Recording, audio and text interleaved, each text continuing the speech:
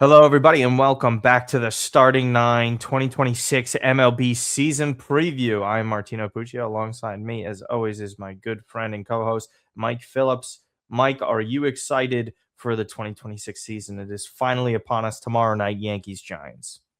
Yeah, it's about time. It felt like this offseason was like so prolonged. I mean, it didn't help that both New York teams were basically out of the playoffs by the second week of October, but we got some baseball coming. It's good times. Yes, and be ready for an even prolonged offseason next year. So, I mean, Yeah, we beggars that's a can't be second. choosers so far. It That's can, a it second. can get worse, and it likely will. Um, so let's just hop right into it, guys. We were going to go through every single division, give us some win totals at certain points, divisional winners, MVP predictions, Cy Young predictions, and obviously the postseason predictions, aka the World Series. So, Mike, we're gonna start off with the AL East. Honestly, on paper, Mike, and it's been this for quite some time. This is the best division in baseball. This might be the best divisional race in baseball as well. We have the Blue Jays, who were so close to winning the World Series, the New York Yankees, who are always competing and getting plenty of talent back, or just really running it back in total. The Boston Red Sox, who have improved depending upon who you talk to, the Baltimore Orioles, who we all expect to be much improved. And then there's the Tampa Bay Rays heading back to the Trop. Mike, let's start from the bottom. The Tampa Bay Rays. This is a team that is devoid of talent for the most part. There is talent on the top end here. We'll see if McClanahan can stay healthy. Junior Caminero had some pretty awful splits, all things considered, but dominated at Steinbrenner Field. And then we'll see if Williams ends up producing for the Rays. But as a whole, what do you kind of make of Tampa this year? I mean, this is just a really tough division to be in. Yeah, definitely a tough spot to be here. Obviously, I think going back to Trop is going to be interesting for them because they have the new roof, and I used to playing outside. Now they're back inside, where I think that should benefit the pitching staff a little bit. We saw the balls are flying out of Steinbrenner Field last season. So I think this is a team, they're going to be probably the last place team. I would not be, overly stunned that that they're flirting with 500. I think that's just how deep the East is. Yeah, and I think that's ultimately why I'm kind of off on Tampa because the division is so strong. We'll get into some of those teams, but they're always going to have talent. They're going to compete. They do the fundamentals really well. It's still one of the smartest stories in baseball. I don't know. It's just to me seeing an addition like Cedric Mullins is kind of head scratching in a way.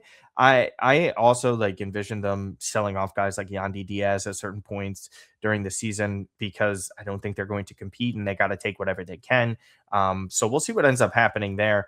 Any other kind of like final thoughts with Tampa? I know you're saying like flirting with 500 potentially. I think that they're going to be just a thorn in the side of every single AL East team that is not only competing for the division but these wild card spots. Yeah, I think for sure they're gonna have a huge impact in the AL East race. If they don't win it, like this is like they play all of the other teams we think are better contenders 13 times. And whoever can beat the Rays the most, I think probably has the leg up in that division. So when they just rest them kind of like, pummel each other here. Tampa's gonna take 5 or 6 games off of somebody, and that's gonna end up costing them a playoff spot. Absolutely.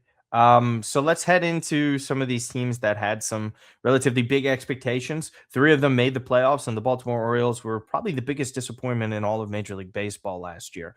Uh, Again, Gunnar Henderson going to be healthy from the start. They're going to have Pete Alonso in the middle of that lineup. We'll see if Adley Rutschman can rebound from last year. Jackson Holiday still dealing with the hamate bone. He was one of the 30 players that got injured that way in spring training. We'll see how he develops. I'm kind of higher up on him than most. I wouldn't say most. I don't really know the general conversation with Jackson Holiday, but I still think he's going to be able to be a fine player this coming season. The pitching is improved, but is it good? I don't necessarily throw them in that category, Mike. The offense is going to have to be elite for them to have a chance. Even at the division wild card, I think is kind of where their sweet spot will be because the pitching just ain't it. Question marks with the bullpen, but the lineup and Samuel Basalo as well, another top prospect of theirs. I think the lineup has the potential to be one of the best in baseball. What do you think about Baltimore heading into this year? Yeah, I think obviously if you're a Baltimore backer, you love the fact that you got some right-handed pop in there with Alonso and with obviously the Taylor Ward trade with the Angels here as Right. Martino's doing his espresso shot here in honor of Team Italy from the WBC. Yeah, so give them a shout. And I do think the Orioles, the question with them is still the pitching because, like, I mean, you like some of the ideas they had, trading for Shane Baz is inspired. You don't really see those interdivision trades too often between Right. two teams in the division. Tampa's obviously going to do it anyway. They'll help them in the long run. I just think you worry like the lineups you're dealing with in that division here. I don't know if they have enough pitching to really rise above the top three, in my opinion. Zach Eflin doesn't convince you? No? No, Eflin doesn't do it for you? Mr. Bassett doesn't? I believe they have Bassett as well. Just have to double check. I love Trevor Rogers, but I don't think like he's enough by himself to elevate that staff. And he also, to the point of a good amount of people, of like he had a career season, expecting that to kind of happen again with a pitcher like him. I just don't believe in it. I think the pitching just has to be mediocre with the offense being the lead. I think that's ultimately their recipe. I'm very stunned that they weren't more aggressive in free agent pitching. A guy like Framber Valdez had to be somebody that they go and get. If you're spending money on Alonso like that, and rightfully so, with their situation, add a veteran presence and more power, that's fine. But I think when you look at this division, you had to go in, and how can they convince their fans that they couldn't do that Framber deal? And maybe there's other rumblings and things that we don't know about him in that situation. But ultimately, I think it's a joke that they weren't involved in him or some of the other top arms. Trading for Baz is fine, but this isn't like some superstar stud. Getting rid of Grayson Rodriguez is also probably the right move for them in the long run. Over in that Taylor Ward deal. Listen, offense is amazing. I think it's going to show out, and they're going to be a tough out for anyone on a day-to-day basis. I don't think that they win this division. I think that they're going to be flirting with third or fourth place. Anything above third would be a surprise to me. What do you think? Yeah, I think that's the right spot, but I think they're going to be in that conversation for the last AL wild card. I don't know if they actually get Yeah. it. Yeah. So let's stick with the two other AL wildcard teams, and then we'll go to the pennant winners. So we'll start with Boston.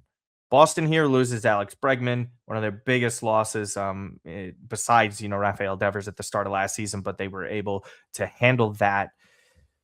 They make a trade for Contreras. It's a good move. Their pitching staff is very underrated. Sonny Gray is a pitcher. Ranger Suarez is another good addition. Sonny Gray has been good ever since he left the Yankees, so kind of back to being a respectable arm. Maybe he adjusts to Fenway well. I'm not entirely convinced. We all know that's a hitter's ballpark. I think Roman Anthony, and I say it almost every single episode, is a top 5 MVP candidate. I think he's going to be flirting with like some insane numbers this year. I think he's their best player. There's always Abreu there and plenty of others with Duran as well and Rafaela. This is going to be a good defensive team with a good lineup. I think the lineup is a little bit more top heavy than they would want. What do you kind of view the Boston Red Sox like? Because Crochet is also going to be someone contending for a Cy Young award. Yeah, I think the thing with the Red Sox you like is that like they like once they lost Bregman, and you can argue whether or not they should have been more aggressive trying to keep him here. Like they made the hard pivot to okay, like where it's gonna like stack so much pitching that like in an era where we don't have guys who give you 180 innings consistently, like we have so many options that guys who are contributing for us down the stretch this year in Connolly and Early or in AAA to start the year. Brian Bailey gave a contract extension to a few years ago as their 5th starter. It shows you how deep they've been rotation wise. I'm with you on Roman Anthony. Roman Anthony, I think, is going to make up a lot of the offense they lost with Bregman here. The leadership, who knows, but I do think like they will not as much offensively as people think they will. Yeah, and the thing is with Roman Anthony too, came up a little bit later than some people remember. He was also absent for most of September down the home stretch of the season, which they still managed to get the wild card. I think you're right about their pitching depth. It's so strong. They also traded Harrison, who was the headliner in that Devers trade.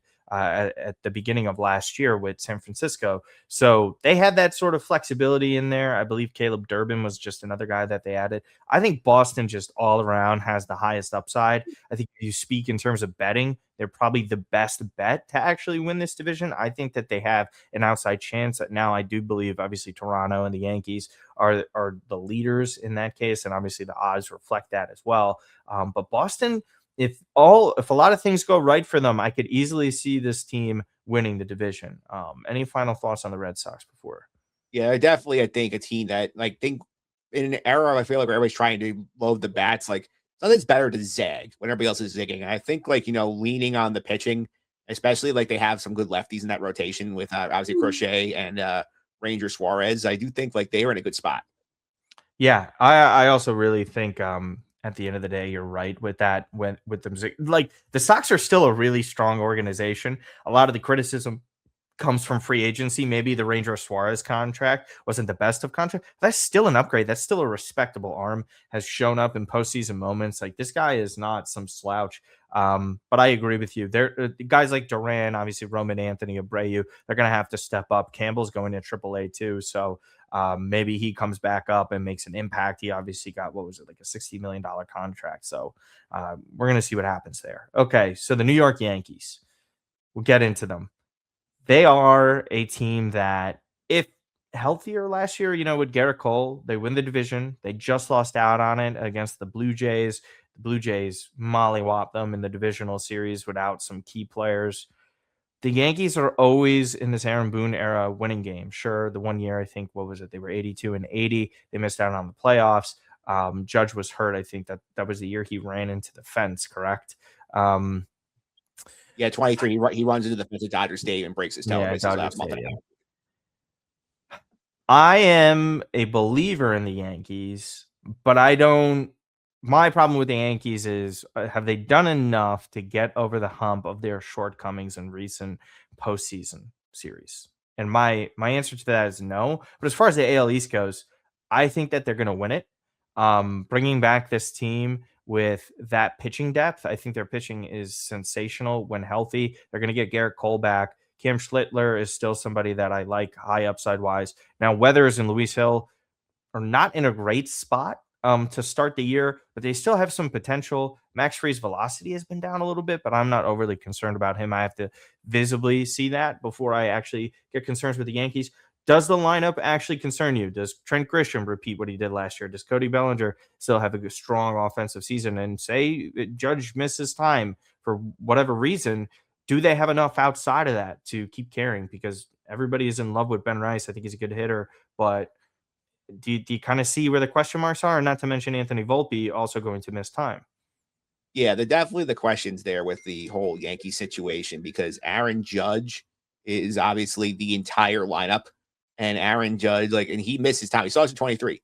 They really go down the tube if Aaron Judge is not in that lineup. And their whole strategy has been, okay, he's been Superman. He'll keep being Superman. We'll put complementary pieces around him and just make it hard to get pitchers to get through this lineup more than twice before getting the bullpen in the fifth inning. Don't love it. I do not love that spot for the Yankees here. I do think, though, the team as a whole is in a good spot with, they have all this pitching. They're getting more. You mentioned Cole. You mentioned Carlos Rodon, who's also coming back before Garrett Cole, which is you have a three-headed ace group of Cole, Rodon, and Freeze. He's as good as anybody in the league. I think that spot, barring catastrophic injury to Judge, they are in the playoffs.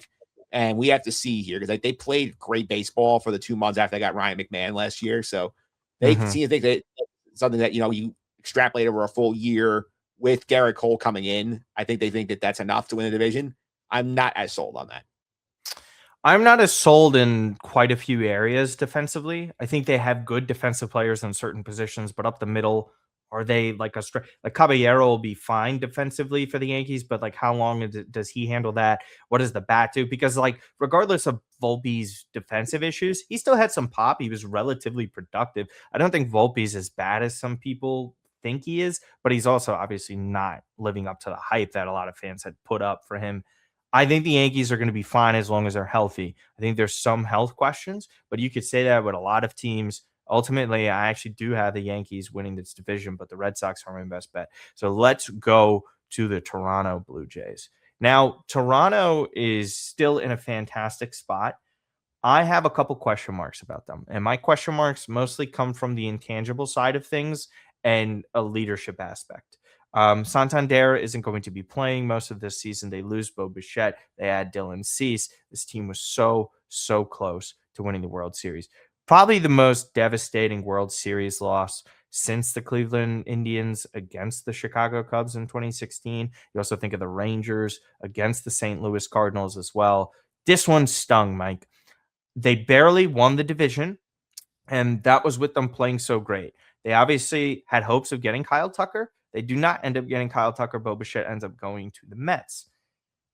That is where my kind of questions are coming into play here. Trey Savage has a shoulder impingement as well. We don't really know long term what'll happen there. Hopefully he's healthy. He's got huge potential. They're still a really strong team, little bit of a top heavy lineup.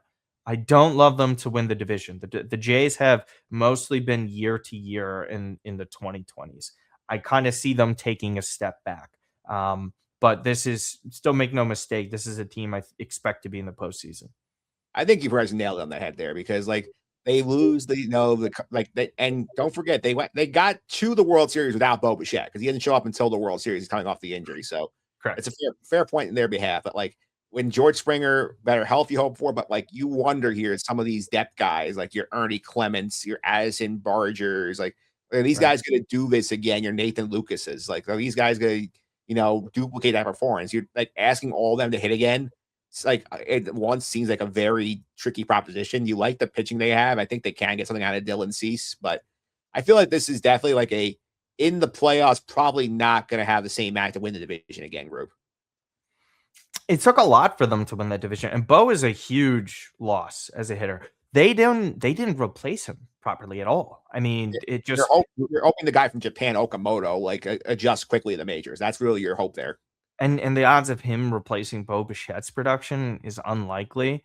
Now, I do love Alejandro Kirk. Vladdy is obviously like an MVP, one of the best hitters in the AL type of candidate. The bullpen's really solid too. I think that's another strong point of them. They're a well-rounded team.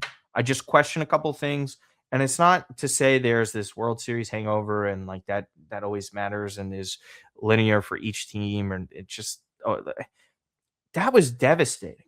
That really was. I am Yeah. curious to see how you bounce back from that. That's a huge factor into this that I think a lot of people are kind of leaving out. That's what makes me a little bit worried about Toronto. And still, we're talking about the division, right? It's 162 ball games. I'm not arguing what they can do within a series. I think the Rogers Center is a really tough place to play. But for me, I think Toronto, they'll be competing for the division, but ultimately, like I said, I like the Yankees, and I'd rather bet the Red Sox over them. But they have everything it takes. It wouldn't shock me if they won the division. But for me, I have Yankees first, Red Sox second, Toronto third, Baltimore fourth, and Tampa fifth. What do you got for the AL East? Yeah. Pretty much I flipped the Red Sox and Yankees and the rest of the order the same. All right. Well, moving out to the AL West now, from the best division in baseball to the worst division in baseball. Talk about a bunch of losers here. We'll spend very limited amount of time on the Twins and the White Sox, Mike. You don't We'll want start to with do the a White deep Sox. dive. You want to do a deep dive into Murataka Murakami's transition to the majors? I wanted to speak about Luis Angel Acuna's ability to be a switch hitter when he's only hit right-handed his entire career. There is a little bit more talent, but there was none last year. Kyle Teal's solid. Austin Hayes, I mean, like he was going to be an option for the Yankees and the Mets. Obviously they get Acuna, who we saw plenty of. He's not really special as a hitter, but on the base paths and the glove, it's fine. Pitching staff, gross. Bullpen, gross. The White Sox are one of the worst teams in baseball for a reason. Not really going to spend too much time on there. Do you see anything other than last place for them? Now, the thing you're watching the White Sox is that, when you set the record for losses in a season 2 years ago, it's like, it's a slow build. And, give them credit. They won 19 more games last year than they did the year before. That's a big jump. So, like, if you can add another, like, 6 or 7 on top of that, like, you're on the right trajectory. Yeah, quite literally weren't going to get worse than what they Yeah. were in 2024. Anytime you're in the conversation with the Casey Stengel Mets, it's not a good thing. No. Minnesota Twins. I don't know what Minnesota is doing here. They had a semi-fire sale at last year's deadline. This is something that we talked about. Duran ended up leaving. They were fielding calls on Lopez and Joe Ryan for the offseason. Obviously, don't end up trading either of them. Lopez goes down with Tommy John surgery. Huge blow for them. Not moving on from the Byron Buxtons of the world. Obviously, got rid of Correa. Yeah, just another team that I don't expect whatsoever to be competing or even getting into the playoffs. I think it's in their best interest to sell once again this coming trade deadline. I can't anticipate that, but the way they're being ran at the moment is just very strange. I know they held out for top prospects like Mick Abel from Philly for Duran. I don't know what they expect to get. I know Buxton says he wants to stay, but come on, like everybody, like you're not going to be competing or winning anything. I know the division stinks, but I think it's in their best interest to trade these players and keep on restocking that farm. What do you think about Minnesota? Well, remember, Buck Sells has a no trade, so like he controls his situation. So if he doesn't want to go, he's not going. That's number one here. And I think like Minnesota, I think they see how bad their division is and say, maybe if we get hot, maybe if Royce Lewis actually can play a full season instead of 2 months, like we can be in the mix here. And like the odds are the AL he's not getting all free wild cards, or get the second place. We're in that mix here, but I think you're looking at a scenario where you're heading the trade deadline. Joe Ryan's best pitcher move for the deadline because I think he has a year and a half control left at that point. I Right. think at that point you're cashing out. I think you're kind of, it's also tricky because they had that whole situation, the sale going on, whether or not we want to sell the team, we don't want to sell the team. That's a mess over Right. there. Correct. It is a mess. They're terrible. Maybe third place. I'm not really sure. I don't think so. I think they're fourth. Let's go to the Cleveland Guardians. Okay. Team that got super hot towards the second half of the year, almost pulled off one of the greatest comebacks in a divisional race that we had ever seen. The Detroit Tigers quite literally dodged a bullet, almost like a torpedo. They always kind of manage to compete. Maybe it's because of the division. They are a very smart organization. Class A, obviously, just done for in general.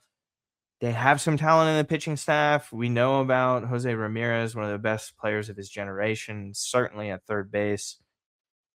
They have solid players, but this is not really a star power team. They're going to grind out baseball games and get some wins. I think they'll be flirting with 500, but I don't really expect this team for the division. I think it's between the other two that we got here. What do you think of Cleveland? Do you think they're just going to prove people wrong once again and still rack up some ball games? I will never count them out because they have proven historically they're one of the smartest run front offices in the league. Up there with Milwaukee, up there with Tampa and the Dodgers, where it's like, the thing that's frustrating them is like, if they had a modicum more financial support from ownership, and Jose Ramirez has done them several favors by taking like less money on long-term deals to be the face of that franchise. Like you look what they did the offseason, they really did not do much. I think they brought in like Sean Armstrong was their only big offseason pickup here. They're hoping for growth from kids like Chase DeLauder. They think it's gonna be their star center fielder. I think that's somebody to watch. You get a big postseason like debut here. I just think with this team, it's like how often can you go to like that little magic well here? And they were dead in the water for 4 months before they got nuclear hot at the end of the season. So can they sustain that for 162? I don't know. Yeah, that's really what it is down to me. I just think that they're just solid all around. I am just never really overly convinced of them. I think they're just going to manage to win ball games. The division is just so bad. I think you're right. You can't really kind of count them out. Kansas City. Now, Kansas City for me is my favorite bet to win this division. The left side of their infield is fantastic. Probably the best in baseball, one can argue. I think so. With Bo Bichette. Sorry, not Bo Bichette. I was thinking of the Mets also in the conversation for that. But it's Bobby Witt Jr. and Michael Garcia. They're studs. Vinny Pasquantino in there. Obviously, we saw him shine just a little bit. But Jack Caglione, I think kind of a relatively big question mark. Salvador Perez is still somebody productive enough with the Royals in that lineup. Again, one of these top heavier teams. Pitching staff, I think, is kind of really the pendulum swing for them. Are they going to be able to get Cole Reagan's fully healthy? Is Seth Lugo going to maintain that level of productivity? Michael Walker's involved in there. I have questions on their starting staff. I really like their lineup, arguably the best in the division. If not, I think that they could flirt with winning this division. I still am not convinced of the pitching as a whole, though. What do you make of KC? Yeah, I think that I will spoil the playoff picks a little bit here. I had them in the playoffs. Like, Okay. I think as I said, I think the AL East is not getting all three wild cards. I think they are going to get the other wild card in the American League. I like the lineup here. Underrated fact they're moving the fences in 10 feet at Kaufman, which is going to really help some of those bats. Like get a couple extra home runs. I think will be helpful for Bobby Witt, who I think loses about like 5 home runs a year playing in that park. He can get that back. It's a big boost to their offense here. My one concern is I don't know if you're following their bullpen situation closely. Carlos Estevez had a very rough spring, and if he loses that closer job, or lead to a lot of instability in the back end for them. I love Lucas Urseg. That's one of my guys. I mean, Matt Strom is a pretty solid addition too. I think you're right there. If you don't obviously have like a shutdown closer, and with that staff being mid, I mean, like Bubich, are you a fan? Like, it's just they're like fine. There's no true ace. I know obviously the upside with Cole Reagans is always going to be there, but I think he's shown too much inconsistency the past couple of years for you to be overly dependent on the player. But they have some of the best players in the American League in their lineup. It's just hard for me. Caglione, does he make that jump? He's a highly lauded prospect. He struggled a little bit, but he also showed some real big flashes. I think he's a huge X factor for them. We'll see if Perez can kind of maintain that ability, but I have no questions about their infield. Arguably the best in the American League. I think it's in the conversation for it. So you have them in the wild card, you said, correct? wild card here, and watch Chris Bubik on the pitching staff here. I think he's the guy who can elevate them a little bit. If Martino is bet of Royals win the division, I think he's gonna have to be like in the side conversation for that to happen. Well, if you put it like that doesn't make my bet sound great. The Detroit Tigers. I mean, listen, kind of felt like Framber Valdez just fell into their lap. They didn't do enough with the offense, in my eyes, whatsoever. McConaughey made the roster. He's going to be starting with them opening day. That's a huge boost for the number 2 prospect in Major League Baseball. They got in by the skin of their teeth. Their pitching staff is tremendous. Skubal's going to be attempting to win a 3rd straight Cy Young Award, something that we haven't seen in the AL ever, right? Yeah, I don't think so. And Jack Flaherty, as solid as they come, had some back issues. Framber Valdez, I mean, still strong as ever. They get their legendary Justin Verlander back with the ball club, too. Listen, Torkelson had a good year, but like we just mentioned earlier, they avoided a historical collapse. They managed to win the series against the Guardians, and then they lose shortly afterwards. I am not convinced of the Detroit Tigers. This should have been a team with their ownership, which has been embarrassing. They should have done more to add to this lineup to help lock up the division, like guarantee themselves the division because of where they're at with that pitching staff. I don't think they did enough to do that. I still think they're going to be in that conversation for the division. I could see them easily winning it. But Mike, I think that they did it themselves a disservice by not being more aggressive with hitters. Yeah, I think the part of it is I do think they do not want to hand out too many of those long-term commitments. I think that's why they weren't in the free agent pool as much as they should have been. I think they're looking at some of their young hitters. They have a good core with Riley Green, Kerry Carpenter is valuable. They got Gleyber Torres back on the QO, be a solid second baseman. Torkelson, you talked about here. McGonigal has a chance to be a really good star like player at shortstop and down the line here. I think the thing with Detroit is I think that they are going to be more aggressive in season. I think that's the way I look at it. Is I look at their division and say, okay, we are in a good spot. Like we will at minimum be top 2 if we play our potential here. And I think like if they are where they think they are in July, they will be the most aggressive adder here because they know they're not going to retain Scooball here. So I think they're going to splurge more on in-season additions to try and make the pennant push then. They also have a good farm system too, so that's a pretty fair point there. Ultimately, with Detroit, I'm not overly convinced, but I think they're going to be able to get away with a lot of the things, as you mentioned, just because the division is so poor at the end of the day. Yeah. I think it would be a massive disaster if they missed the postseason as a whole. So you have Detroit winning the division. I'm going to go with Kansas City, but you have Kansas City making the wild card. I have Kansas City as the only team making the playoffs. Wouldn't shock me, though, if Detroit ends up getting a wild card spot there. All right, moving out to the AL West. I think the AL West is actually pretty interesting this year. I think it's a 2-team race that is going to be at the end of the day, or I think there's 2 teams that can win this division. The others are just incomplete or too many question marks for me. So we'll start off with the bottom. One of the worst teams in baseball, probably the worst ran team in baseball, arguably, the Los Angeles Angels and your guy, Art Moreno. I am just hoping Mike Trout stays healthy and he can add to his legacy. Other than that, I mean, what a waste of a team. Yeah. I have nothing nice to say about them. Now, this is a team that somehow squandered the prime of Mike Trout, and Shohei Ohtani. And I don't know if you read the Sports Illustrated preview issue this year for baseball. I have not. No. There was they had a cover story on Ohtani and Aaron Judge, and in the story they do reveal that Shohei Ohtani did take his deferred money deal back to the Angels, and the Angels said no because they rejected the premise of deferred money. I think that tells you all you need to know about how stupid that organization is. I think that story kind of speaks for itself. I have them dead last. I have them flirting with the number one overall pick. I know there's a lottery system. I don't think that there's anything redeemable about that organization right now, except for the fact that they have one of the greatest players of all time playing for them. That's really it. They disgust me, and I don't think they deserve any more time.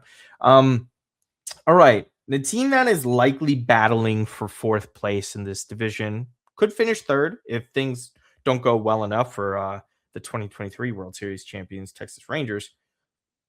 Mike, I do think that the Athletics are a team that is lacking sorely in the pitching department. I think there is no mincing words with that. I think everyone knows that.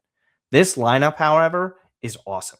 And this is one of the better ones in the American League. Their upside is going to ultimately determine where they end up this season. They don't have enough pitching to make the playoffs. There's just no denying that. I think it's going to be a lot of slugfest games, especially playing where they play. Nick Kurtz is, again, potentially in the conversation for, I don't know, MVP votes. I mean, Aaron Judge obviously always exists, but I think he's just going to possibly flirt with top 10. I like Jacob Wilson. Does his contact continue into this year at the high rate that he was at?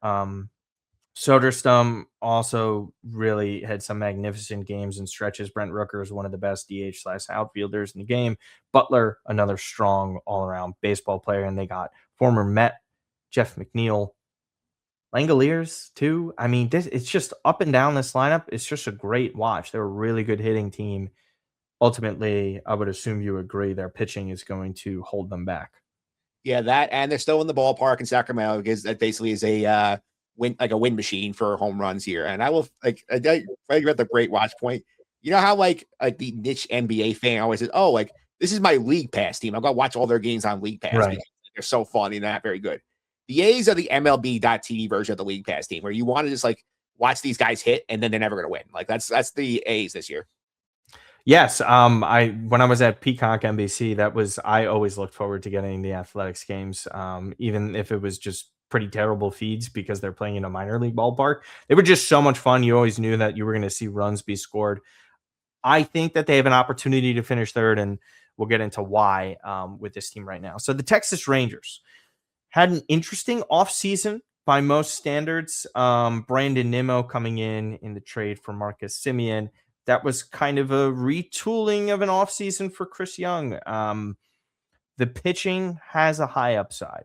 There's zero denying that. Nathan Eovaldi was one of the best pitchers in baseball prior to his injury. Jacob deGrom, we all know what he could still do, but again, injury there. We have two former top pitching prospects now in this rotation with Leiter and Kumar Rocker. Just for me, the lineup is not good enough where if Corey Seager goes down again, where he has a history of injuries, Mike, I don't see how they survive offensively. Nimmo, I think, is going to be good enough and productive for them. But I mean, it's really just about their pitching staff. And obviously, Mackenzie Gore was the huge trade addition. I think they go as their pitching goes, and I'm not sure they get the offensive production throughout 162. I just question it. I really do. But I wouldn't be shocked if they're in the hunt again for a wild card spot. They have that upside, but again, when you go through this entire team on paper, you just have a lot of question marks. Yeah, you certainly do here. And like, I know that they had obviously a lot of injury issues last year. You had this parent feud between Semien and Corey Seager, which I think is part of the inspiration for the Brandon Nimmo trade, where they were trying, get like what they perceive as a clubhouse problem out. And now they looking at Nimmo to sort of be a mentor for the young outfielders in Langford and Carter. Like, I Right. just feel like there's too many questions in the lineup. I do think Nimmo is probably like their third best hitter in that lineup, which is not what you want if you're Texas here. You like the pitching here. That ballpark does suppress offense, which is, I think, also A part of their 180. issues. Yeah, so I don't love Texas here. Like, I do not have high expectations for them. Same. Yeah, I'm 100% on board with you. Again, if you're asking Nathan Eovaldi, Corey Seager, and Jacob deGrom to all be healthy, and Brandon Nimmo to be healthy as your core to kind of carry you throughout 162 in 2026, Not good. no, I don't really like. That's what it comes down to. There's talent on paper. I think the Nimmo trade is still terrible.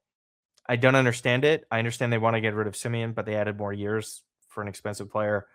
I mean, it's fine. You know how I felt about that trade for quite some time now. Yeah, I have Texas firmly being in the conversation for third. I don't think that they win this division. Let's go over to the Houston Astros, basically the team in the past 10 years in Major League Baseball alongside the Dodgers.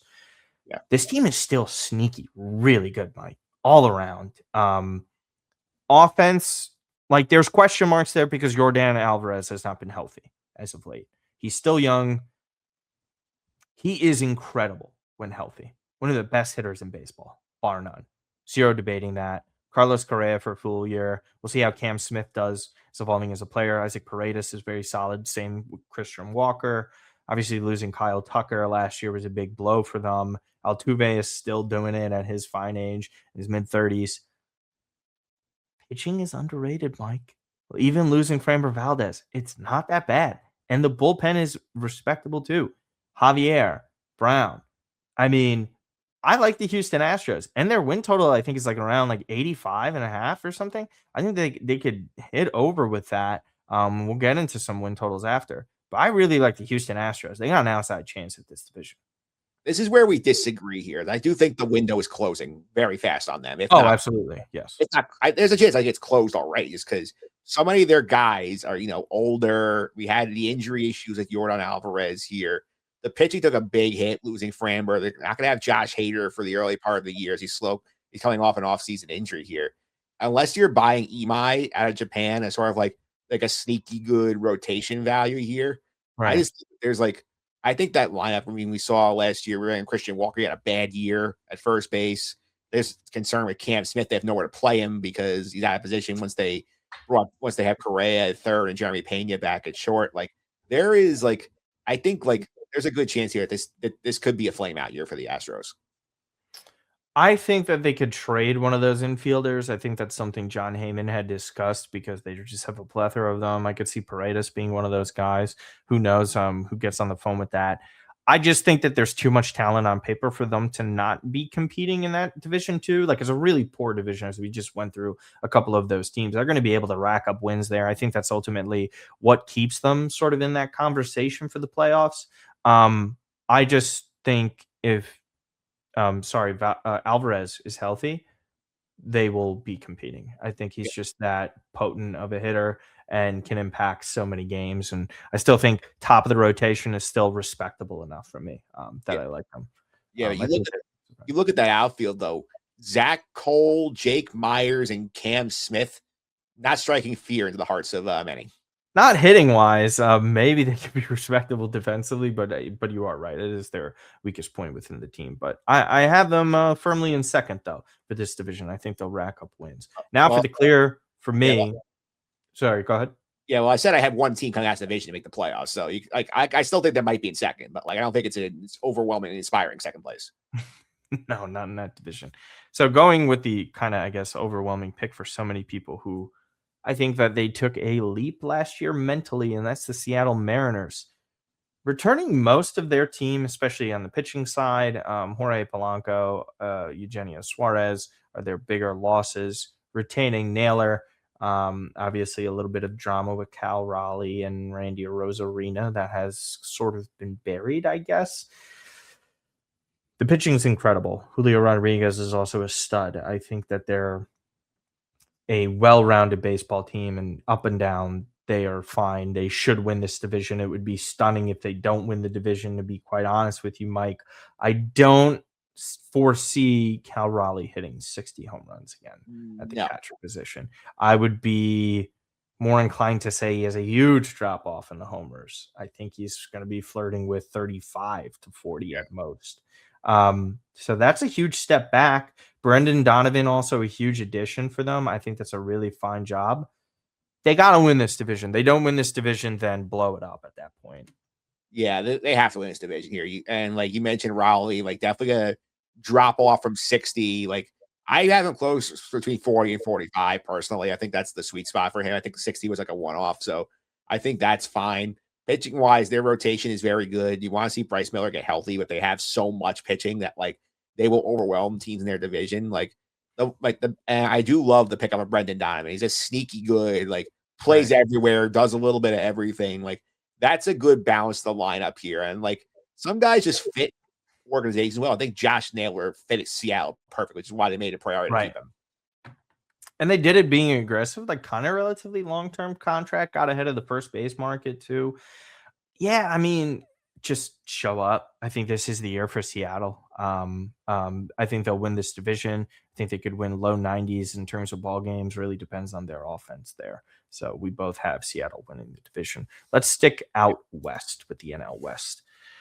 Mike, I mean, listen, they have the back-to-back defending champion Los Angeles Dodgers in here, still competitive San Francisco Giants, San Diego Padres, and the Arizona Diamondbacks, whereas the Colorado Rockies are in the conversation for worst team in the NL, along with the Washington Nationals. What is your overall outlook with the West here? Do you think San Diego takes a step back this year? Because, they have some ownership issues with financial side of things. Their hitting is still good. This is still like such a well-rounded team retaining Michael King like that. We'll save the Dodgers for last, but let me hear your thoughts on the Padres. Padres, I do have taking a step back here because like they obviously keep losing pieces here.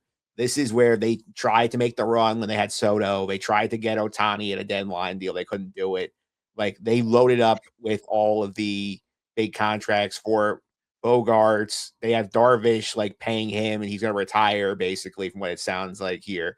They're paying Manny Machado into his 40s. Like this is like a situation that's sustainable when the owner is committed to spending. Unfortunately for us as like fans of the league, like Peter Seidler passed away, and now the family's trying to sell the team. So I think the purse strings have been tightened a lot, and I do think like they're in a situation. I think you might be a year or two away from seeing them having to move Fernando Tatis to try and add capital to the roster because you look at the contracts they have. Machado is not movable. Bogarts might be the worst contract on the team. You have Bogarts' contract is terrible. Like I think like Tatis to the superstar level he is, if you want to try and get a situation where this franchise needs like we need like 5 good players, not a superstar. We need like 5 good guys to build our depth. I think what you're getting at is with Fernando Tatis. So that clears the most money. He's still a young star in the outfield, Jackson Merrill. Yeah. Not to mention that they were flirting with trading guys like Pavetta. I wouldn't be shocked if they trade Mason Miller again to a year from now or something like that. For me, San Diego is at one of those sides that's going to be battling for wild card this year. Let's go over to the San Francisco Giants. Obviously, a very interesting team when it comes to competing. We saw them just a couple years ago put up disgusting numbers overall. Had some poor luck with Jung-Woo Lee in his first year. Willie Adames didn't really get off to a good start over there. Buster Posey's kind of trying to figure out how to do the job on the fly, almost it feels like. I think that their attempt is fresh. I'd like their starting staff. I think they're a fine baseball team with holes. And I think that that lineup, although has talent, I just have question marks as a whole with looking up and down this team. Logan Webb is a stud, arguably the most underrated pitcher in baseball for my money.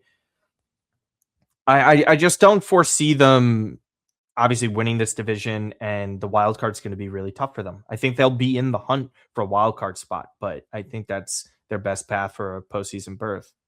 Yeah, I'm bullish at the Giants. I think that they are going to get in the playoffs this year because I do like what they've done here. Like they have a good top of the rotation with Webb. We mentioned is very underrated, and Robbie Ray is a solid 1-2 punch out there.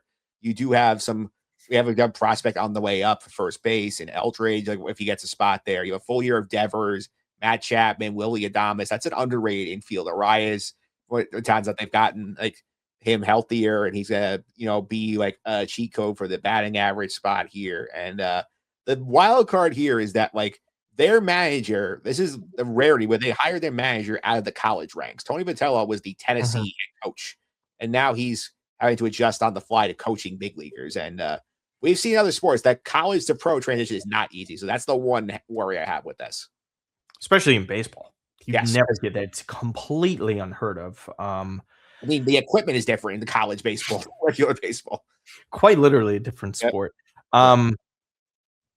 I think that the hitting is like fine. It's just defensively, like with Arias, the second, and with first base, like the right side of their infield defensively is a disaster.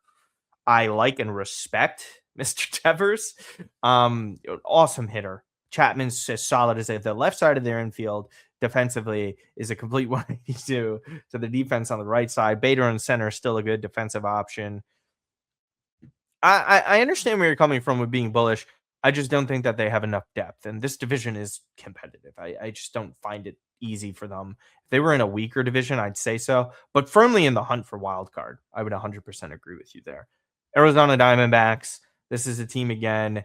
Torey Lovullo, one of the better managers in baseball. I really adore him and the job that he's done in Arizona. Corbin Carroll always just seems to kind of be flirting with like injuries. Is he or is he not 100% healthy? I have huge concerns there with him. It's just a fundamentally sound baseball team. Had huge injuries last year to the pitching staff. Ended up trading away a couple of guys at the deadline, including Eugenio Suarez. Again, I think they take a step back even further. I am not fully convinced of the Diamondbacks in that tough division to kind of put themselves in this conversation. I think wild card spot 3 is as best they could do this year. Yeah. It's a very mid team, in my opinion. Like I feel like there's a lot of guys on that team that like their best day is either their best days are behind them or they're like literally like babies. Like there's like almost no in between with this team because their Yes. starting corner infielders are Carlos Santana and Nolan Arenado, who are well past their primes. Yeah. And you look at the pitching staff as a whole, like the names seem good, but like without Corbin Burns for half the season here, like and Zach Gallen taking a step back, like I don't know if you have like a number 2 on this staff, let alone number 1. They're going to be trading dudes at the deadline. Perdoma's arguably the most underrated shortstop in baseball. Like the middle of their infield's elite. Like Marte and Perdomo are beasts. Obviously, Corbin Carroll being involved there. This is not deep enough in that division. It's just a problem where they're playing too much like San Francisco. And you're right. Like Arenado will do well hitting out there, but how old is he? Like again, moving too late from St. Louis in this. He turns 35 in April. Their upside, Mike, is wild card spot 3, and that's a strong upside. I Correct. don't think Arizona will be making the playoffs. I think Yeah. they miss out on it. I think they're another team that should be selling players at the deadline. Any thoughts on Arizona before we move? Nah, we're good. And then last but not least, the Colorado Rockies. Paul DePodesta is there. So maybe Jonah Hill will make an appearance at a ball game. Chris Bryant's still getting paid. I just have nothing. I'm pulling the MTV next card. We're nexting the Rockies. There's nothing to add here. There's nothing to say. I like Tavar. I'll Yeah. go with that, and that's about it. Moving over to a division that actually, we'll finish just real quick with the teams here. You have again, we do have to talk about the Dodgers at least real quick. Sorry about that, but kind of like the Rockies. What else do we have to say? This team got better after winning a second back-to-back World Series. Like anything less than them winning the World Series is a disappointment for the Dodgers. There's not really much left to say. Yeah, there really isn't with the Dodgers because like I know like you don't love to talk about them because like we do think that they are a problem of the sport the way they're being built. You can't deny like how good they are at like maximizing their resources, coming up with edges here. Like the thing with the Dodgers that's not fun to talk about here is that like barring an insanely catastrophic run of injuries, like they're making the playoffs guaranteed in a 6-team format. Like it's just a matter of like you can name the number somewhere between 95 and 102. That's basically where the Dodgers will end up. They'll end up somewhere in there. They'll win the West. They won't be playing in the wild card series this year. Last year was a bit of a one-off because they had so many pitching injuries in the middle of the season. Like they already got Blake Snell with some issues, yeah, but that was kind of expected. Glasnow is almost glass now. They're just insane. They're one of the most talented teams that's ever existed. They just added like 2 perennial all-stars. Like it was nothing in Edwin Diaz and Kyle Tucker. Obviously, bullpen was their weakness last year. It's really about can the Dodgers three-peat? yeah, I don't think there's anything left with them. yeah. That's it. They're going to be in the playoffs. We can move on. NL Central. Again, just like the AL Central, not really respectable with the ownerships here. Again, Milwaukee Brewers just every single year competitive with this. Don't really anticipate. I mean, Cincinnati got in, which was a miracle. With the Mets being a goddamn disaster. Pirates still, I think they're improved once we get to them. The Cubs are going to be in the mix for winning this division. I think the race for the division is going to be a lot of fun and pretty underrated. I don't think the Central is like as bad. Probably would this be the first time in our lives that the St. Louis Cardinals will finish last in the division? Yeah, because now they're actually rebuilding. Whereas, like, this is my new favorite game to play for casual baseball fans. Martino, can you name 5 members of the St. Louis Cardinals? 5 members of the St. Louis Cardinals. I think you're going to be tough. Jordan Walker, right? Is one. I mean, they got rid of Sonny. They don't have Bynes. They don't have Helsley anymore. They got rid of Contreras too. Is Harrison the one that did they get Harrison? I don't think they. I think the Brewers got Harrison. I don't think they did. It was okay. He went to the Brewers. I know it's Walker. They traded Donovan. Yes. Oh my goodness. There's another utility player that I'm drawing a blank, but I'm only able to get like 2 or 3 guys off the top of my head.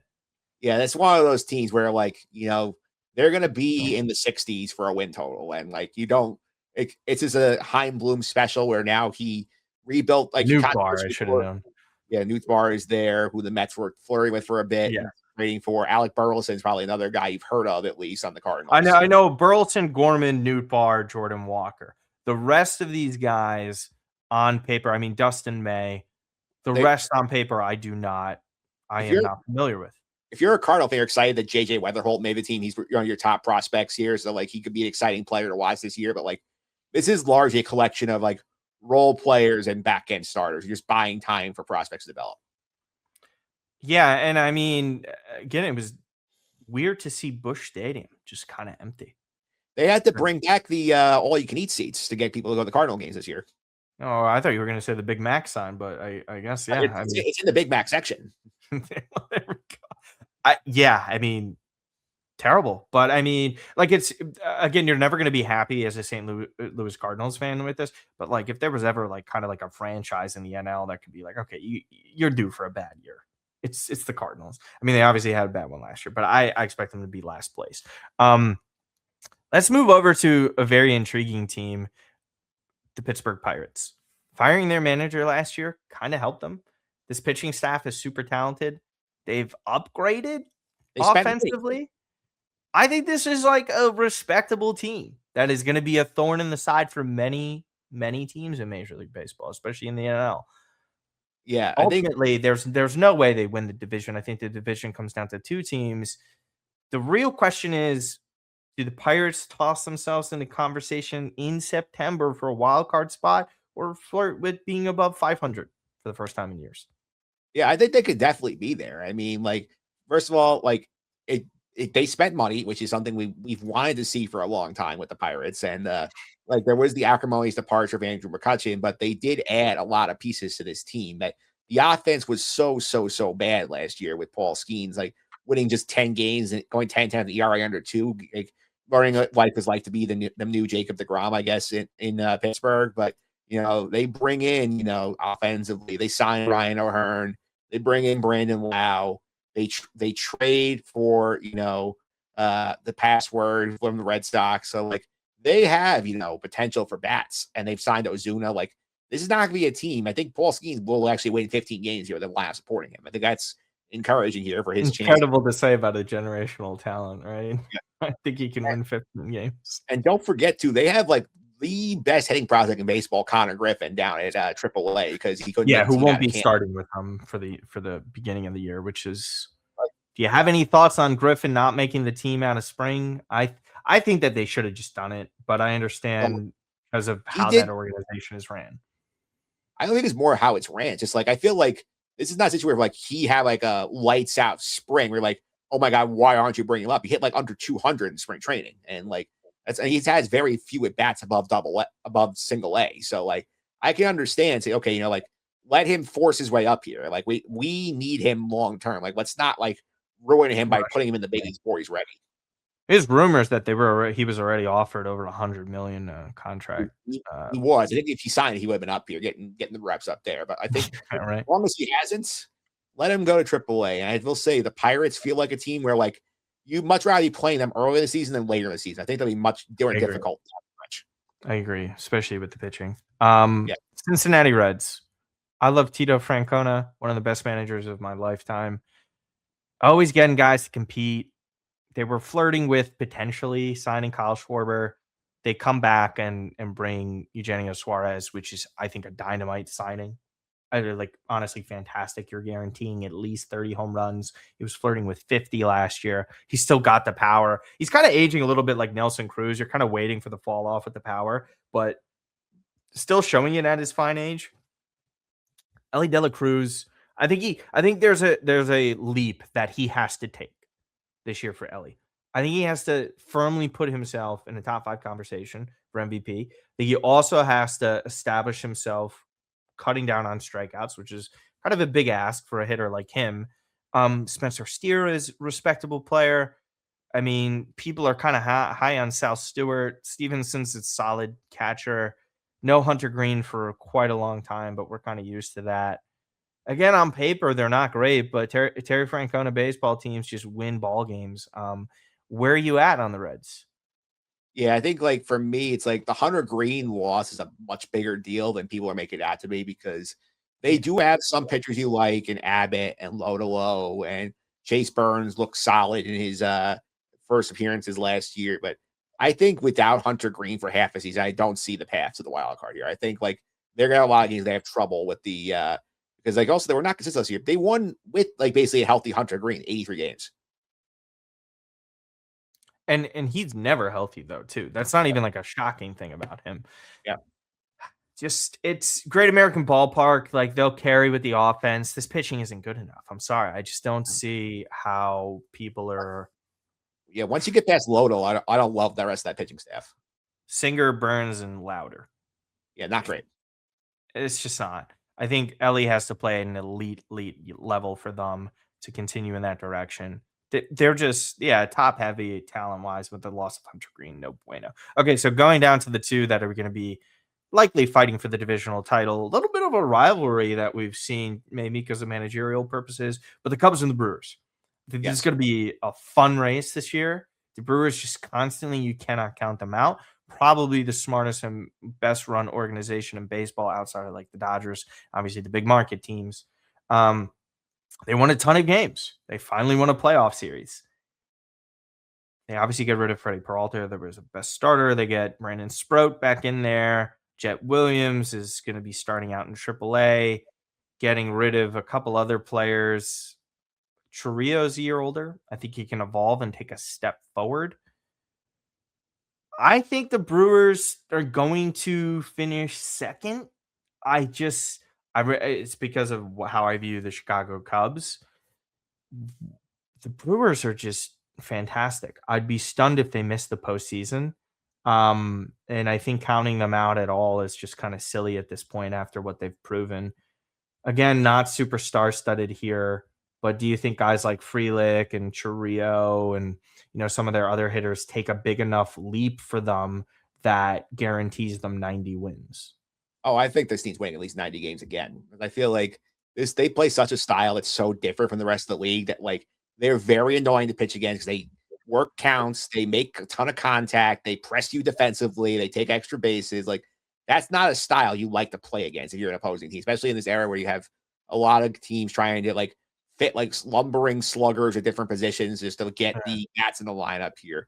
They're a throwback team. That style wins a lot of games the regular season here. And they have shown you for years that basically since Stearns got there in 17, like this team is like perennially winning high 80s, low 90s, no matter who they lose. And Peralta's the big loss this offseason. Most of the lineup is back. They traded away Caleb Durbin to get some other pieces in there. Like, I think this is a good spot for the Brewers here. I think they're being slept on again, which I think is a mistake if you're like Yeah. count them out.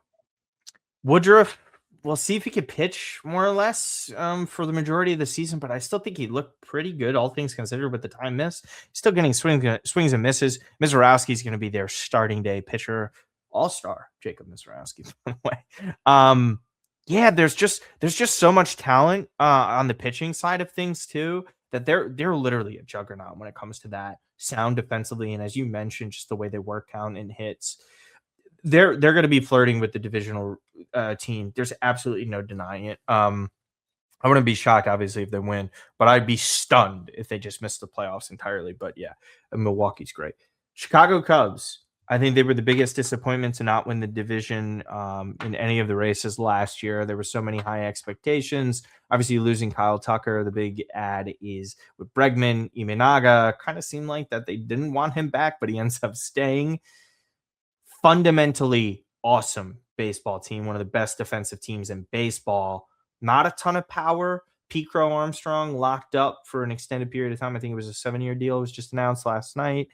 Nico Horner is great too. I just like the upside with the Cubs. I just think that, what they're going to be able to provide top to bottom, they're fantastic. I think they're at worst second place in this division. Yeah. It sounds like you have them finishing second, correct? Yeah, I had them finishing second. I love Milwaukee too much. And for me, like the lineup, you can't argue the lineup. The lineup is really deep throughout 1 to 9. You have good bench pieces as well. Matt Shaw basically rotating at second and third. Bregman's going to be a huge leadership presence for them after they lost Tucker. Right. I think that's an upgrade on that side of the ball here. Daniel Palencia as the closer. We saw how good he was for Venezuela in the World Baseball Classic. Right. Yeah. Stud. I don't love the rotation. And I think a lot of your mileage depends on, can we turn Edgar Cabrera into a number 2 starter, which is what their big offseason trade with the Marlins? Is Cade Horton making the jump? I don't think, for me, I love the Matthew Boyd and Shota Imanaga are our top 2 starters group. I don't love that. That's a very, very fair point. I mean, Edward Cabrera, I think they gave up a ton in that deal for someone who does have questionable medicals. Yeah, it is a more of an upside rotation, whereas Milwaukee, you have a lot less questions. Also, Milwaukee, they've shown you that they will take guys and make them better. No matter who you throw at them, they will finally make them better. We have not seen the Cubs do that consistently on the pitching side. That is true. Vaughn was one of the bigger additions. I know that's pitching wise you were discussing, but Vaughn coming over from the White Sox, it was like, oh my God, this guy's Babe Ruth for a couple weeks. So I'm going to go with Chicago just to be different. Milwaukee can easily win this division. I'll have egg on my face, and you have the inverse. So I think my hot take: Pirates third over the Reds. I could absolutely see, and I do agree with that. But Tito Francona is just the best. Moving over to the final division, the AL East. The NL East, our bread and butter, Michael. Let's start with the bottom here. Clearly the worst team in the division. Trading Mackenzie Gore, I think, was actually a very smart move for them. James Wood is a stud. CJ Abrams is a good player. They're last place, man. Yeah, this is just a team that is still a couple years away if they're going to be doing something. Do you have anything to kind of speak on with the Washington Nationals? Anyone that excites you? I mean, Wood had a really poor second half of the year, but I do think he is a really strong talent. Yeah, the Nationals, you're really watching to see when James Wood comes up, he's a lot of fun to watch play because he is probably their next version of Soto in terms of being this elite hitter who can be a generational type if he lives out his potential here. Dylan Cruz not making the team out of camp is a bad sign because he was somebody they took number 2 overall. They were very high on him, and he struggled last year when he came up here, and you're getting beaten out for a job by Dalen Lyle and Jacob Young is not great if you're a Nationals fan here. And the pitching staff, you're hoping Kay Cavalli is an ace type, but it is very early for him. The rest of that pitching staff is very, very average here. This is a group you're looking at here. They're gonna I just don't see how they're getting to 60 games. But 60 wins, that division's hard. It's really tough. And Miami might be the best 4th place team in baseball. Yeah. It's the AL East. I'll probably counter you with that. Yeah. Oh, yeah. Sorry. Yeah. Absolutely. I have nothing left to say on the Nationals. No, we can move on to Miami. They were a thorn in everyone's side last year. I think they definitely proved that they are kind of back to being the pesky Marlins instead of the layover and die Marlins. Really strong defensive team. Peter Bendix wowing a lot of people. Some of the trades obviously don't end up giving up. Sandy Alcantara, Weathers going over to the Yankees, Edward Cabrera over to the Cubs. Stowers is going to be missing at least the first month of the season. who's a huge loss for them. I think he's clearly their best hitter. Ramirez at the catcher position, one of the better hitting catchers in the NL East or just the NL as a whole. Xavier Edwards is a stud. Um, Defensively, I think they're going to be a thorn in so many sides. The pitching is talented. The bullpen's really good too. I think people are a little too low on Miami when they think that they're just an awful team. I don't think this team is going to have a winning record, but much of like what Tampa is in the AL East, if they win 5 or 6 games against a certain team, they could like throw them off. Like they're going to be a pain in the ass for everybody, I think. Yeah. So, uh, I think this team is kind of like the Temu version of the Brewers, where they're built very similarly, where they have the lineup that's very contact heavy. They grind it back. They're very annoying to deal with in the lineup wise. Having Stowers for a month is gonna be a problem because like he was their best player last year. You mhm. don't love that they traded away 2 starters off of last year's team. Even though they got Owen Casey, who was one of the Cubs' top prospects, gonna be their right fielder to start the season. I feel like they're a year away from really being a problem in that division, and you just hope at that I point agree. Orton's ready to spend to support that group. I agree. Pete Fairbanks pitching, he's staying in Florida. I think it's a perfect place for him. Honestly, I know he like thrived in Tampa, had a good career over there. I think it's just fine. But when you look up and down this like lineup too, like Marcy is going to be just another annoying player. Just That the middle, bullpen is just sick. The bullpen's really sick. But the I think you're right with the staff. It really falls off at 3. Chris Paddock is still existing. yeah, We're not going to have the rivalry with Pete Alonso this year, but it just, yeah, I think they're a top heavy rotation. Do you buy Sandy Alcantara for a full season back to his old self?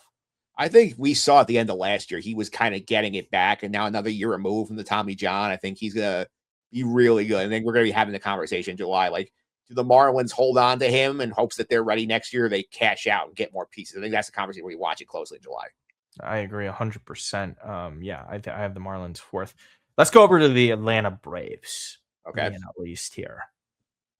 I mean, they are having as much of a Mets off-season spring training that you can imagine. Injury after injury after injury. It derailed their season completely last year. Their staff exploded. They were basically running out of arms. Obviously, the injuries to all their players positionally. They're back healthy positional player wise. As far as pitching, it's a disaster, Mike. And now just losing Spencer Strider with an oblique issue. Chris Sale is going to have to be doing a lot of the heavy lifting for most of the year. Schwellenbach, injury issues. I mean, just for Atlanta, I mean, the lineup is still incredible. If they're healthy, they'll be fine and winning ball games. But is the pitching too much to overcome already for Atlanta?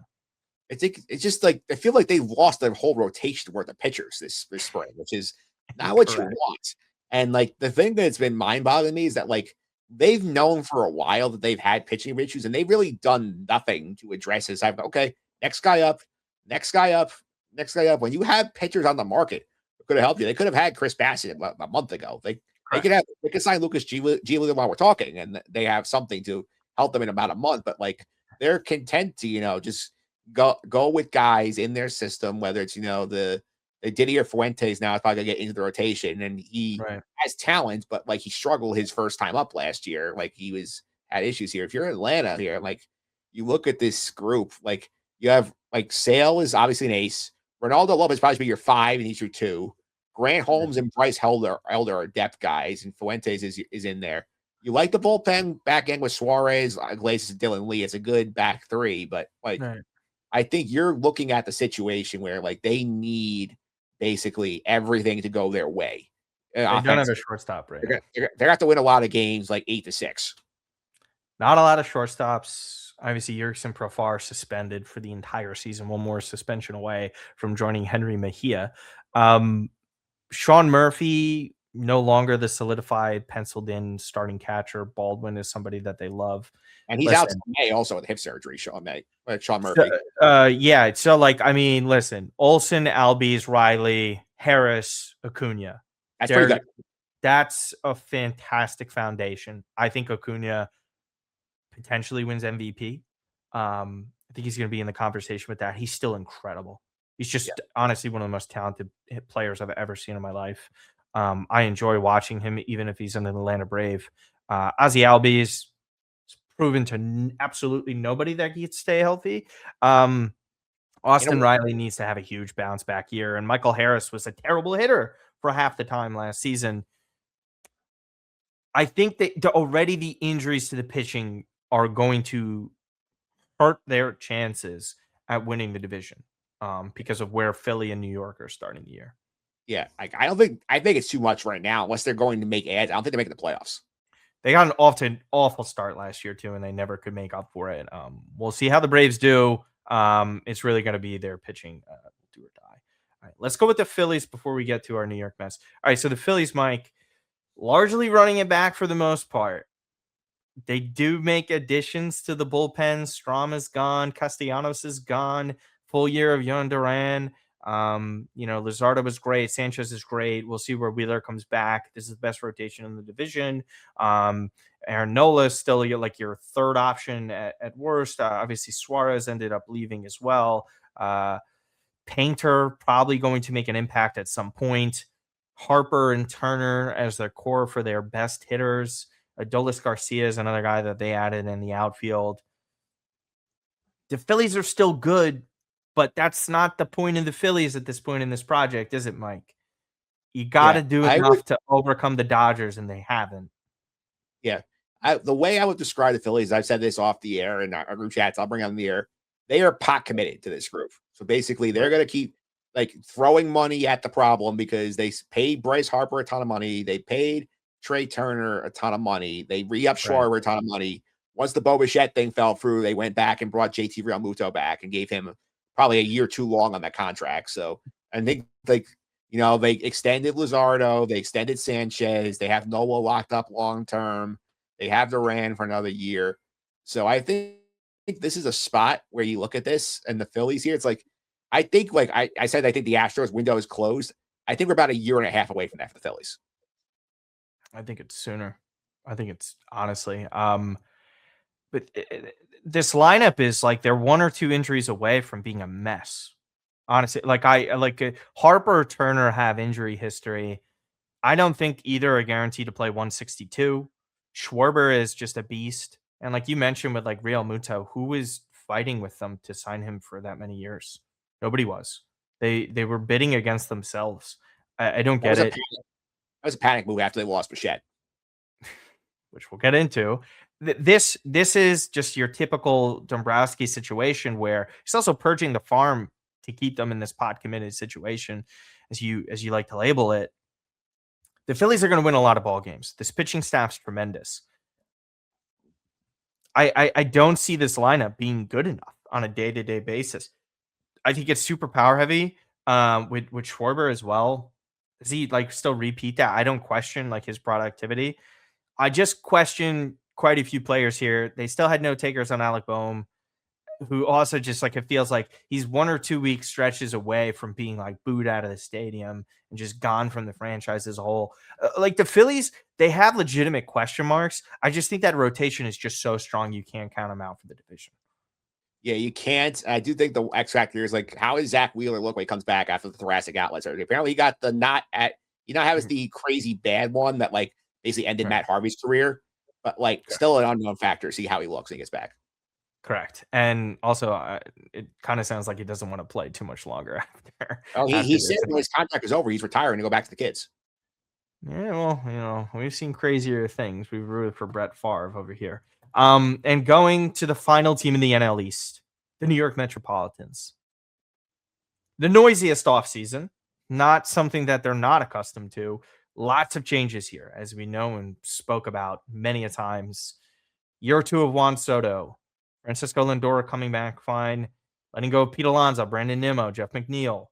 We know a lot about those names and how big of an impact that they made on the Mets over the past half decade or so.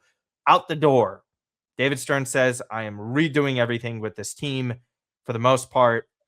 Carson Benj making the roster, opening day right fielder. Luis Robert netted in a trade for Luis Angel Acuna. Left field move for Juan Soto. Bo Bichette stolen from the Phillies, going over to third base. Second base is Marcus Semien, who was obtained in the trade for Brandon Nimmo. Obviously, for a couple of years, I think he has 3 years remaining on his deal. We'll see. He brings in a ton of leadership, solid defense at worst, a top defensive second baseman.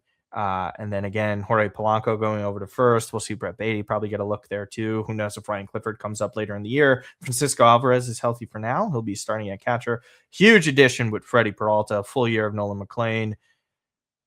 Pitching staff, obviously, of question marks, losing Edwin Diaz, bringing in Luke Weaver, Devin Williams. Mike, I think a lot of people are bullish on the New York Mets for winning this division. I think this lineup sneaky deep. I know a lot of people don't want to say that. A good amount of Mets fans are hesitant. I am biased to a degree, but I think the New York Mets can win this NL East. I would not be shocked by it. It really is dependent upon obviously their starting pitching. Does Senga give you a healthy enough year, 25 to 30 starts? Does Freddie Peralta go a little bit deeper in games? He's just a stud that they added. There's more pitching in the pipeline too. And they can go and trade for somebody at the deadline as well, and you have seen David Stearns not shy away from that. Will the New York Mets win the NL East in 2026, Mike? I think they will. I think I would make that bet with the Mets. And like, there's a lot different here. A lot of guys out, a lot of guys in. To quote Bill Murray from Groundhog Day, different is good. Like, I think they need a different. And I think they now should be deeper pitching wise. This is the first time I think in at least 6 years that they've gone through spring training without having one of their starting pitchers get hurt, which is a surprise, which is a pleasant surprise for them. They have so much right now that Sean Manaea and Tobias Myers are both in the bullpen, like helping out over there. They have 2 more guys down in AAA. I think I got the problems coming up with pitching this year. I think the lineup, even though they were 9th in the league in runs scored last year, they were very boom or bust, feast or famine. There was a lot of like guys like being left on base or a lot of solo home runs. Like, I think like you're going to get more production runs scored this year. I think the Mets are going to be well set up here to like win the division. I think they have a good shot to also avoid that wild card round. I think so too. With the injuries that the Atlanta Braves have and the question marks with the Phillies lineup, even a couple question marks with the starting rotation, we'll see. I think obviously with the Mets, it's the starting rotation question mark. I think they added more depth there. If say Nolan McLean, Freddie Peralta, and Kodai Senga all live up to their potential and pitch at like an all-star caliber level, and Clay Holmes is your 4, the Mets are in a really good position. They had a historically awful pitching last year that we had highlighted time and time again about starters not having the ability to go 6 innings or longer. It was historically awful. The approach for the lineup and something that David Stearns is talking about was not giving at-bats away. And a lot of the players that they signed kind of reflect that ideology and philosophy, getting rid of 2 hitting coaches that they had. Eric Chavez going on his Instagram rants. I do like it. There's guys like Luis Robert who have 30-30 upside. At worst, a great glove. Carson Benj, probably the most hyped opening day positional player that they've had in years. Or obviously, people will point to Pete Alonso. Yeah, he was the last one, I would say.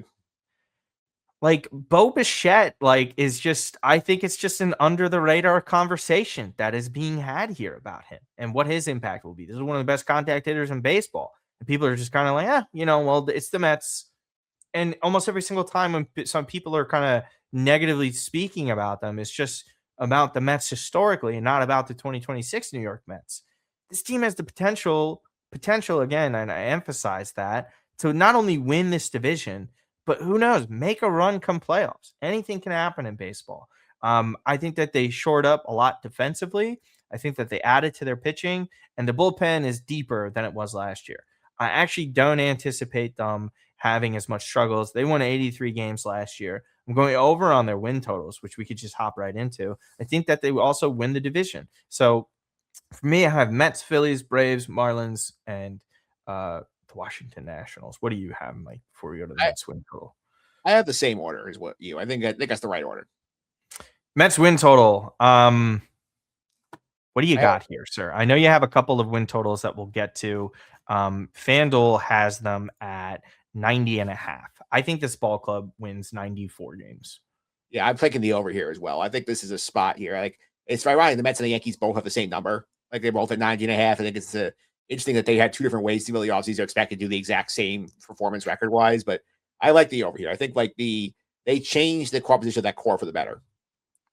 I agree with you. So, so you have both ball clubs going over 90 minutes because I know you also had the Yankees total. I think the Yankees also go over 90.5. Once they get Garrett Cole back, I think that they are well rounded enough to win those ball games. Yeah, I would lean over as well as long as Aaron Judge is on the field for about 140 games. That would lean the over. I think if he's missing more than a couple of weeks, I think then you start worrying a little bit about that bet. Yeah, absolutely. All right, some alternate win totals and predictions that you have, Mike, for this season. Let her rip. All right, I got three. I'll give you apart from the locals. I think I love here. Milwaukee over 84.5, which to me, they won 97 games last year. 97. And they seem the betmakers seem to think that the losses of Freddie Peralta and Caleb Durbin and Isaac Collins, who also got traded, are worth a 13 win reduction. I don't think so. That club is winning at least 90 games. And I still think they're going to win the division. So that's a great pick. I'm actually stunned at how low they came in at there. All right, number two, the Angels under 70.5. There is literally no juice in that club, and as bad as that division is, I don't think they're winning 71 games. I think they're winning like 66. I think that's a fair shout, especially with Trout's injury history. All right, your third and final win total pick for the 2026 season. I know this will sound controversial because of the team involved. You play the number, not the team. The Dodgers under 103.5 because that total is absurd. They win 103 games. You know how many games they won last year, Martino? It was like 96 or something, right? They won 93 games a year ago. They added two great players in Edwin Diaz and Kyle Tucker. That will help. I don't think that's a 12-win jump there to get you basically what you're hoping for to win this bet. And I play the Dodger under every year. I win every year because the Dodgers are at a point where the regular season does not mean shit for them. Their idea is we're going to win between 95 and 100 games. We're going to win the division. We're going to get to the playoffs and see who's there. And we're going to try and make a run at it then. I don't think they care if to go for, the most wins in history. This is not the Warriors trying to get to 73 wins a few years ago. They're going to make sure they get there. And remember, winning 100 baseball games is hard. Nobody's done it in 3 years. And you are telling me that, you could win 101 games to the Dodgers. I still win the under bets. I'm going to play that. Fair enough. Those are strong and good picks. We'll see on the Dodgers ones. Is really, I totally understand your argument, but it would not shock me to go over. But I love the two other ones. All right, let's head on in. So you got 104 wins on the Dodgers this year? No, I'm not betting at all. I'm not touching it. Screw that. Hell no. I think their rotation is potentially glass, and they're kind of a little bit older than some people like to admit, but obviously firmly the World Series favorites. Let's get into some other favorites. Cy Young predictions in each league, Mike. I'll go first. I just have the two off the top of my head. One that I just like just because it's sneaky and it's a fun, different conversation. The Paul Skeens should win Cy Young Award winner, right? Like if we don't, I'm in this sphere of Paul Skeens not. I'm going with my guy Logan Webb, but Paul Skeens should win that. Just making that very clear. And over to the AL, Tarek Skubal and Crochet. I think we'll be competing for this one. I'm going with Skubal to be the first pitcher to win 3 straight Cy Young Awards in the American League. Yeah, I can see the argument. Both the current winner is doing it again. I'll also pick 2 different ones. I'm going Crochet, the American League. I do think that the Red Sox, I think, are going to have a great year. I think Crochet in that ballpark is lethal. I think he's going to win the Cy, and his underlying numbers point to even better performance than he could have here. I think also NL side, you mentioned the Dodge rotation is glass. The one guy in there I think is reliable is not getting talked about enough. Yamamoto is winning the Cy Young this year. I think he's going to build on that postseason. I think he's going to give you 190 very good innings. I think he's going to win 18, 19 games with an ERA in the mid 2s. I think he's going to get the job done. That's a great shout. Yeah, and I know, did you see there was a topic of conversation of people actually asking if Yoshinobu Yamamoto was an ace? And it's just how can you possibly ever doubt anything after what you saw in the postseason? I don't know. Yamamoto is incredible. That's a really good shout there. So we'll head on over to MVP predictions. Again, I think largely voter fatigue is kind of hard to quantify, factor in here when there are 2 historical players that when we see and hear like the Aaron Judge stuff, like it's sort of like, how can you not vote for Aaron Judge? When Aaron Judge wins an MVP over a Cal Raleigh who hit 60 home runs as a catcher, it is really difficult to be like, all right, well, at this point, I think people understand and respect how good Aaron Judge is. If Aaron Judge is healthy, he's got to be the MVP. If Judge is not healthy, Mike, who do you have in this scenario? Is it a Bobby Witt or a Yeah. Roman Anthony? Or is there another player? Yeah, like I would like for the sake of variety, I think we're gonna put on the record here that we feel like if Judge and Otani do what they're gonna do, they're winning those awards. I think like they are very hefty favorites for a reason. They've won 2 years running, like especially Otani in line to pitch again and pitch like between 23 and 28 starts. I think like if he's decent as a pitcher and hits 40 home runs, it's on lock. For the sake of variety, I'll give you a different pick for each league. I will go Bobby Witt, the American League. I do think moving the fences in Kansas City to help him. And like he's a guy, I think he's got 40 potential there in Kansas City and could be the reason why the Royals potentially win the division, your pick. So I'll go there. And NL wise, if you're going with somebody other than Otani here, never ignore out Mr. Soto. Mr. Soto seems to get things, puts his mind to. Like last year, he decided he was going to steal bases. He stole almost 40. This year, he said, I'm going to take the MVP from Juan Soto. So that'd be my shout there. Juan Soto, I think there's two players outside of Otani right in this situation. I think they both lie in the NL East. If Acuna is able to put together like a 40-60 season still, and he gets the Braves into a playoff spot, despite all their injury issues, he could win the MVP. Juan Soto, to your mention, Mets win the division. He has like a 40-30 year, utterly stud across the board. Going to have a deeper lineup around him, and then just the Mets being better, they win that division for the first time since 2015, I believe, right? Yep. I think he absolutely throws himself into the MVP. And as I just mentioned before, Roman Anthony or Bobby Witt for me are my biggest competitors. I think you could toss in Vladdy Guerrero in the AL. I don't see any other players out west. I don't think Cal has another year where he would do that. And again, I only see this happening if Otani and Judge are hurt for an extended period of time. If not, those two should lock up those MVP awards. Yep. All right. Now down to the final topic of the day. What we've all been waiting for, postseason predictions. Mike, you don't have to give me all of your wild card teams and all your divisional winners and your World Series matchup. But if you'd like to, you can. So how do you want to start with this? Yeah, I do have everything laid out here, basically. All right, then go for it. Let her rip. Let's go AL first. AL first, I have the Red Sox winning the East. I have the Tigers in the Central, the Mariners out West, wild cards, Yankees, Toronto, Royals. I have that, except switch the Royals for the divisional winner and hold off on your pennant pick. Yeah. Okay.